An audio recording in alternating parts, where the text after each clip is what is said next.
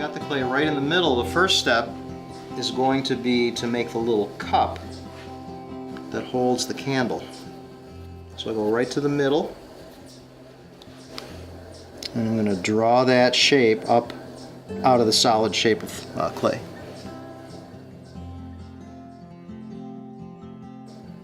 I'm also doing a lot of decorating right now. I'm getting ready to fire the big kiln at the end of the month, and it holds about 300 pots at a time. Wow. So it's taken me several months to shape 300 pieces. And before they go in, I draw the designs on with a special material called cobalt. Cobalt starts out gray, but the extreme heat of the kiln turns it to blue. So that's what I'll be working on for the next couple weeks before I load the pots up into the kiln.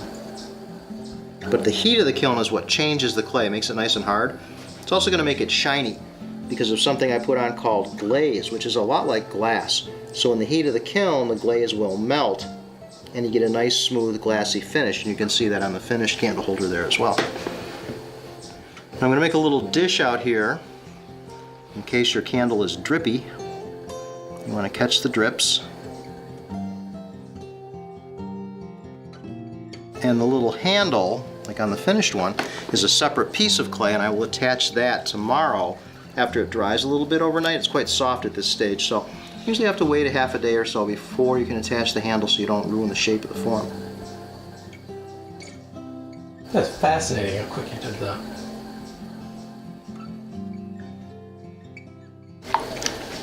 So in your kitchen, you had pottery to store your food in, pottery to cook with, and then at your table when you sat down to eat, your plates and bowls and cups had all come from the pottery as well. So being a potter was a very common occupation because everybody had pots. There just wasn't anything else to use.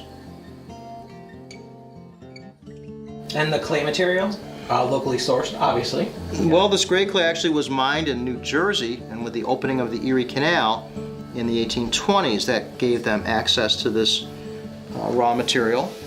The local clay is red, used commonly to make bricks, but it was also shaped on the potter's wheel, and it makes the red pots that you see on the shelves up there. So both types were very commonly made, and I do both.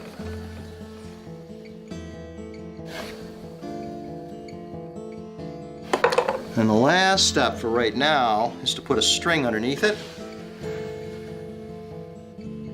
And that cuts it free, so then tomorrow when it's dry enough I'll be able to pick it up off the board without ruining its shape.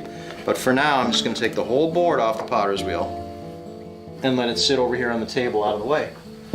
And then for the next one I'll put another board on and just continue on.